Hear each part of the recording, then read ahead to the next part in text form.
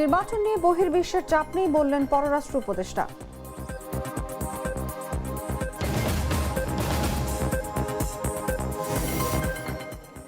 গঠনতন্ত্র অনুযায়ী ভারপ্রাপ্ত থেকে স্বয়ংক্রিয় দায়িত্বে তারেক রহমান এখন বিএনপির চেয়ারম্যান, আসতে পারে ঘোষণা। মনোনয়নপত্র বাতিলের সিদ্ধান্তের বিরুদ্ধে আপিল করবেন তাসনিম জারা।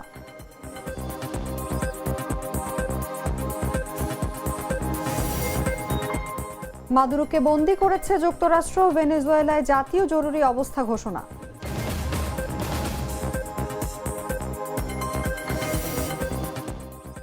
এবং বিসিসিআই এর নির্দেশ মেনে মুস্তাফিজকে ছেড়ে দিল কলকাতা।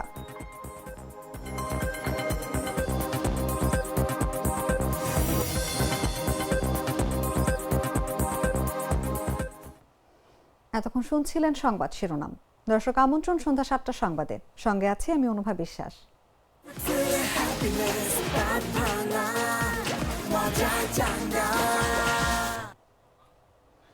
চলে যাচ্ছি পুরো খবরে। আসন্ন ত্রয়োদশ জাতীয় সংসদ নির্বাচনে ঢাকা ১৩ এবং ১৫ আসনের মনোনয়নপত্র যাচাই বাছাইয়ের কার্যক্রম শেষ করেছে নির্বাচন কমিশন। রাজধানীর আগারগাঁওয়ে নির্বাচন কমিশনের ইটিআই ভবনে আসন দুটির যাচাই বাছাইয়ের পর রিটার্নিং কর্মকর্তা এবং ঢাকা অঞ্চলের আঞ্চলিক নির্বাচন কর্মকর্তা মোহাম্মদ ইউনুস আলী জানান, ঢাকা ১৩ আসনে খেলাফত মজলিসের আমির মাওলানা মামুনুল হক, বিএনপি মনোনীত প্রার্থী সহ ৬ জনকে বৈধ এবং ৫ জনের মনোনয়নপত্র বাতিল করা হয়েছে।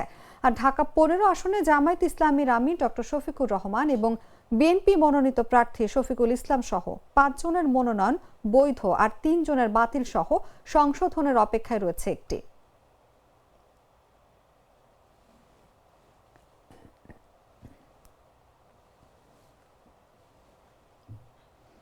নির্বাচন নিয়ে বহির্বিশ্বের কোনো চাপ নেই বলে জানিয়েছেন পররাষ্ট্র উপদেষ্টা মোহাম্মদ তৌহিদ হোসেন। শনিবার মুন্সিগঞ্জ জেলা প্রশাসকের কার্যালয়ে এক মতবিনিময় সভা শেষে তিনি কথা বলেন। এর আগে তিনি সকালে মুন্সিগঞ্জে জুলাই আন্দোলনের শহীদদের স্মরণে বিভিন্ন কর্মসূচিতে অংশ নেন।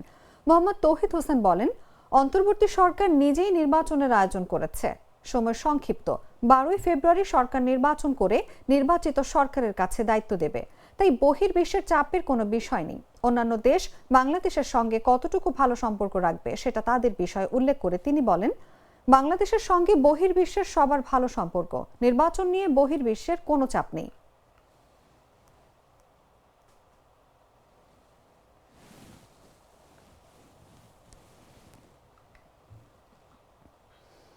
আসন্ন ত্রয়োদশ জাতীয় সংসদ নির্বাচনে নারীদের অংশগ্রহণ নিয়েও রাজনৈতিক ময়দানে আলোচনার ঝড় উঠেছে। নির্বাচন কমিশনের তথ্য অনুযায়ী ২৫৬৯ জন প্রার্থীর মধ্যে মাত্র ১০৮ জন নারী, যা মোট প্রার্থীর মাত্র ৪.২৬%। বিএনপি তুলনামূলক বেশি নারী প্রার্থী দিয়েছে, মোট ১০ জন। তবে জামায়াত ইসলামী সরাসরি কোনো নারী প্রার্থী দেননি। রাজনৈতিক বিশ্লেষকরা বলছেন, নারী প্রার্থীর হার অত্যন্ত কম হওয়ায় দলগুলোকে আরও কার্যকর উদ্যোগ নিতে হবে। বিস্তারিত জাগো ডেস্ক রিপোর্টে। আসন্ন জাতীয় সংসদ নির্বাচনে নারীদের অংশগ্রহণ নিয়ে রাজনৈতিক মঞ্চে আলোচনার তীব্রতা বাড়ছে। নির্বাচন কমিশনের তথ্য অনুযায়ী মোট প্রার্থীর মধ্যে নারীর হার মাত্র ৪.26%। বিএনপি তুলনামূলকভাবে বেশি নারী প্রার্থী দিয়েছে, মোট ১০ জন। তবে জামাতে ইসলামী সরাসরি কোনো নারী প্রার্থী দেয়নি। সংরক্ষিত নারী আসনে মনোনয়ন দেওয়ার প্রক্রিয়া চললেও কেন্দ্রীয় সিদ্ধান্ত অনুসারে মাঠের অসন্তোষ রয়ে গেছে। তবে জামাতে ইসলামী সরাসরি কোনো নারী প্রার্থী দেননি।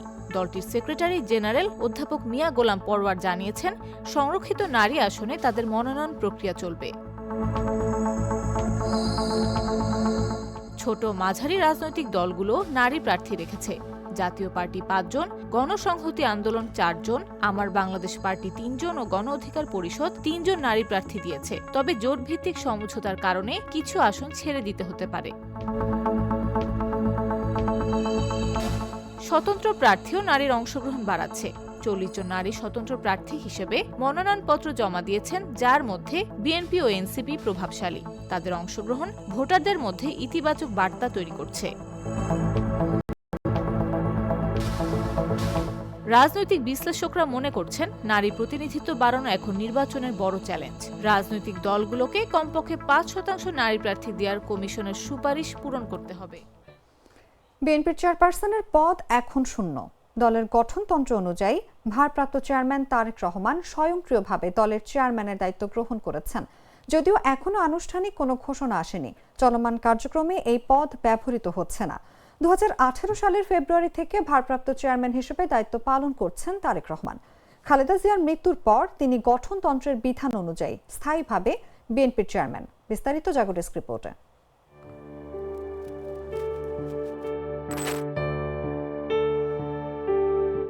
খালেদা জিয়ার মৃত্যুর কারণে বিএনপির চেয়ারপারসনের পদ শূন্য হয়ে গেছে। দলটির গঠনতন্ত্র অনুযায়ী ভারপ্রাপ্ত চেয়ারম্যান তারেক রহমান স্বয়ংক্রিয়ভাবে চেয়ারম্যানের দায়িত্বপ্রাপ্ত হয়েছেন। তবে দলটির পক্ষ থেকে এখনো আনুষ্ঠানিক ঘোষণা আসেনি। চলমান কার্যক্রমে এই পদও ব্যবহার করা হচ্ছে না। বিএনপির নীতি নির্ধারণী পর্যায়ের একাধিক নেতা বলছেন, গঠনতন্ত্র অনুযায়ী তারেক রহমানই এখন দলের চেয়ারম্যান। তবে কৌশলগত কারণে তা ঘোষণা করা হচ্ছে না। খালেদা জিয়ার মৃত্যুতে পুরো দেশ এখন শোকার্ত। দলীয়ভাবেও 7 দিনের শোক চলছে। এমন পরিস্থিতিতে স্থায়ী কমিটির আগামী সভায় এ বিষয়ে চূড়ান্ত ঘোষণা আসবে। বিএনপির প্রতিষ্ঠাতা জিয়াউর রহমানের মৃত্যুর পর খালেদা জিয়া দলটির হাল ধরেন। রাজনীতিতে যুক্ত হওয়ার 2.5 বছরের মধ্যে তিনি চেয়ারপারসন নির্বাচিত হন। সেই দায়িত্বের 41 বছর পূর্ণ হয় গত মে মাসে। এই দীর্ঘ সময়ে খালেদা জিয়ার নেতৃত্বে বিএনপি 3 বার বাংলাদেশের রাষ্ট্র ক্ষমতায় যায়।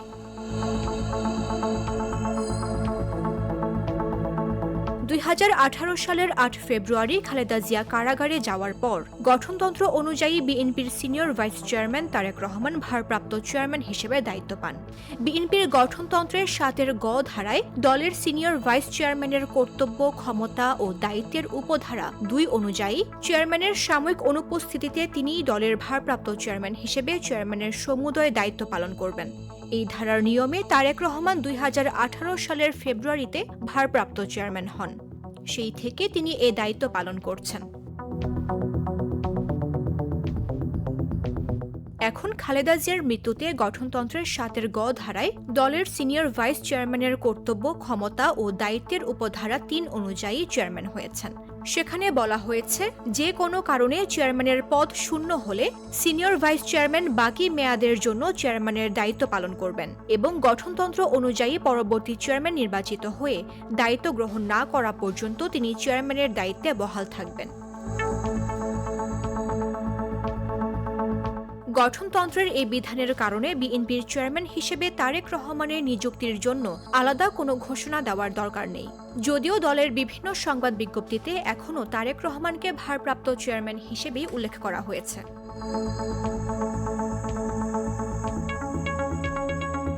গণমাধ্যমে দেওয়া সাক্ষাৎকারে বিএনপির স্থায়ী কমিটির সদস্য ইকবাল হাসান মাহমুদ টুকু বলেন, খালেদা জিয়ার মৃত্যুতে শুধু বিএনপির নেতাকর্মী নয়, পুরো দেশ অভিভাবকহীনতায় আছে। তার ছেলে তারেক রহমানও শোকে মুহ্যমান। এরকম পরিস্থিতিতে দলের পদবি নিয়ে কারো কোনো চিন্তা নেই। তবে অবশ্যই তারেক রহমান এখন দলের চেয়ারম্যান।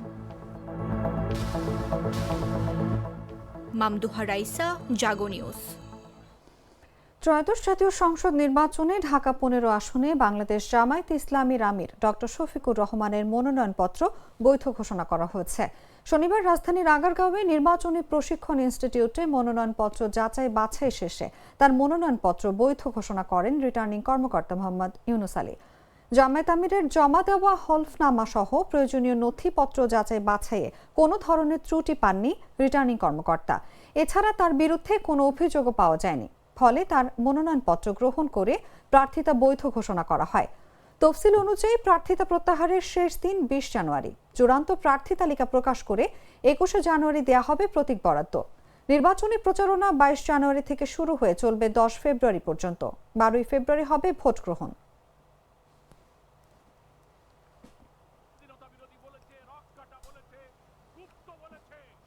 প্রাণ কফি ক্যান্ডি, কররা কফি, কঠিন স্বাদে, হাইকে বলো বাই। ঢাকা 9 আসনের স্বতন্ত্র প্রার্থী ও জাতীয় নাগরিক পার্টি থেকে পদত্যাগ করা ডক্টর তাসনিম জারা মনোনয়নপত্র বাতিলের সিদ্ধান্তের বিরুদ্ধে আপিল করবেন। শনিবার বিকেল 5টায় সামাজিক যোগাযোগ মাধ্যম ফেসবুকে নিজের ভেরিফাইড আইডিতে দেয়া এক পোস্টে এই সিদ্ধান্তের কথা জানান তিনি। এর আগে শনিবার বেলা 11:30টার দিকে ঢাকা জেলা রিটার্নিং কর্মকর্তা তাসনিম জারার মনোনয়নপত্র বাতিল ঘোষণা করে। ফেসবুক পোস্টে তাসনিম জারা লিখেছেন, মনোনয়ন বাতিলের খবরে অনেকে উদ্বিগ্ন হয়ে ফোন করছেন। আপনাদের আশ্বস্ত করতে চাই যে আমরা আমাদের কাজ পূর্ণ উদ্যমে চালিয়ে যাচ্ছি। গণতান্ত্রিক প্রক্রিয়ায় নিয়ম কানুন থাকবেই, সেই আইনের প্রয়োগ হওয়া উচিত ন্যায্য ও অন্তর্ভুক্তিমূলক, যাতে প্রকৃত জনপ্রতিনিধিরা লড়াইয়ের সুযোগ পান।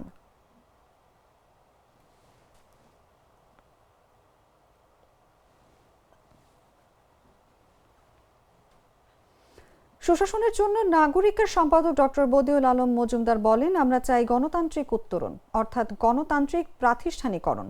প্রতিবার যেন সুষ্ঠু নির্বাচন হয়, কাঠামোগত সংস্কার যেগুলোতে ভিত্তিতে গণভোট হবে সেসব বিষয়ে রাজনৈতিক দলগুলোর সুস্পষ্ট অবস্থান চাই। শনিবার সকালে জাতীয় প্রেস ক্লাবে গণ অভ্যুত্থানের আকাঙ্ক্ষায় কেমন নির্বাচনী ইশতেহার চাই শীর্ষক সংবাদ সম্মেলনে তিনি এসব কথা বলেন। আমরা অবশ্যই সুষ্ঠু নিরপেক্ষ নির্বাচন চাই। আমরা যে আগামী ফেব্রুয়ারি 12 তারিখে যে নির্বাচন হবে, আমরা আশা করি যে এটা গ্রহণযোগ্য নির্বাচন হবে, কিন্তু এটাই যথেষ্ট নয়। আমরা চাই গণতান্ত্রিক উত্তরণ, অর্থাৎ গণতন্ত্রের প্রাতিষ্ঠানিকরণ। প্রতিবারে যেন সুষ্ঠু নির্বাচন হয়। এই জন্যই কথাগুলো কাঠামোগত সংস্কার যেগুলোর ভিত্তিতে গণভোট হবে সেই ব্যাপারে আমরা আমাদের রাজনৈতিক দলগুলোর সুস্পষ্ট অবস্থান চাই।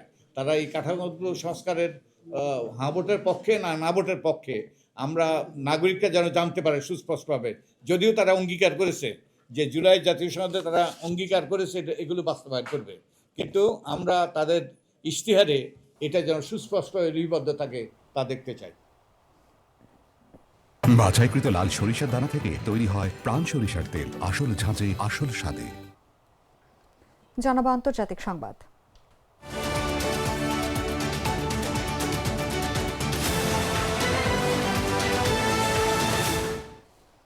মার্কিন প্রেসিডেন্ট ডোনাল্ড ট্রাম্প শনিবার এক বিবৃতিতে বলেছেন, মার্কিন বাহিনী ভেনেজুয়েলায় হামলা চালিয়েছে এবং দেশটির প্রেসিডেন্ট নিকোলাস মাদুরোকে বন্দী করে নিয়ে যাওয়া হয়েছে।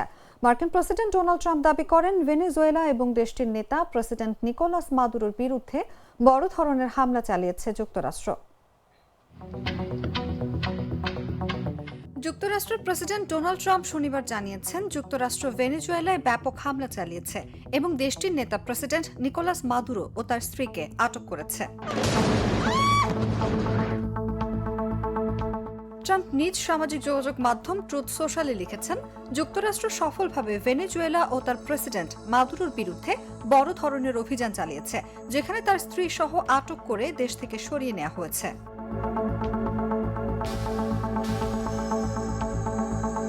তিনি জানান, এই অভিযান যুক্তরাষ্ট্রের আইন প্রয়োগকারী সংস্থার সহযোগিতায় সম্পন্ন হয়েছে। বিস্তারিত পরে জানানো হবে। সকাল 11টায় মারে লাগুতে সংবাদ সম্মেলন হবে। তবে মাদুরোকে ধরা হয়েছে কি করে বা কোথায় নেওয়া হয়েছে তা ভেনেজুয়েলার সরকার এখনো নিশ্চিত করেনি। সিএনএন এর সাংবাদিক ওসমারি হার্নান্দেজ জানিয়েছেন, বিস্ফোরণের তীব্রতা এত বেশি ছিল যে জানালার কাঁচ কাঁপছিল। বিস্ফোরণের পর কারাকাসের অনেক এলাকায় বিদ্যুৎ সংযোগ বিচ্ছিন্ন হয়ে যায় এবং আকাশে বিমান ওড়ার শব্দ শোনা গেছে। এক ভিডিওতে দেখা গেছে, শহরের আলো ঝলমলের মধ্যে আকাশে দুটি ধোঁয়ার কুণ্ডলী ও আগুনের আভা দেখা যাচ্ছে। এর আগে শুক্রবার রাত থেকে মার্কিন বাহিনী ভেনেজুয়েলায় হামলা শুরু করেছে এবং ভেনেজুয়েলা জুড়ে জরুরি অবস্থা জারি করা হয়েছে। সংবাদ শেষ করব খেলার খবর জানিয়ে।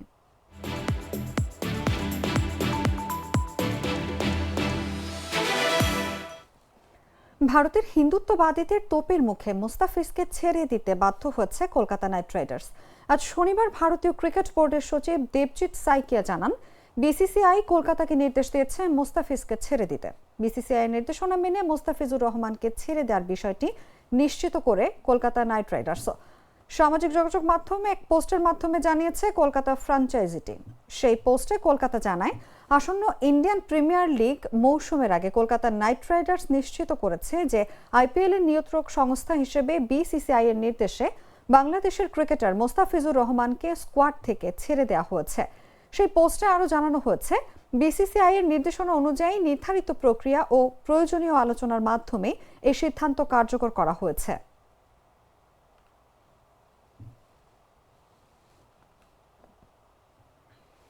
সংবাদ শেষ করার আগে শিরোনামগুলো জানিয়ে দিচ্ছি আরও একবার।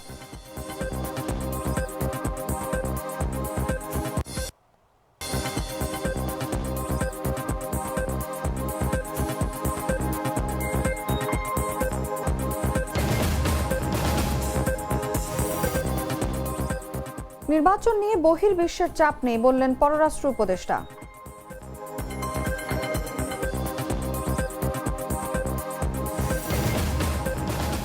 গঠনতন্ত্র অনুযায়ী ভারপ্রাপ্ত থেকে স্বয়ংক্রিয় দায়িত্বে তারেক রহমান এখন বিএনপির চেয়ারম্যান, আসতে পারে ঘোষণা।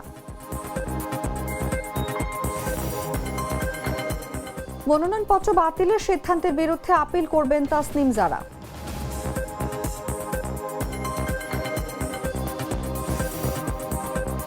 মাদুরোকে বন্দী করেছে যুক্তরাষ্ট্র, ভেনেজুয়েলায় জাতীয় জরুরি অবস্থা ঘোষণা।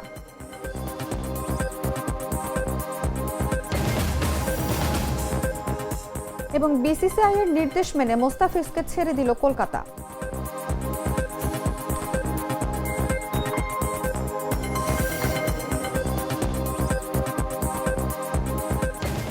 দর্শক, এই ছিল এখনকার মতো।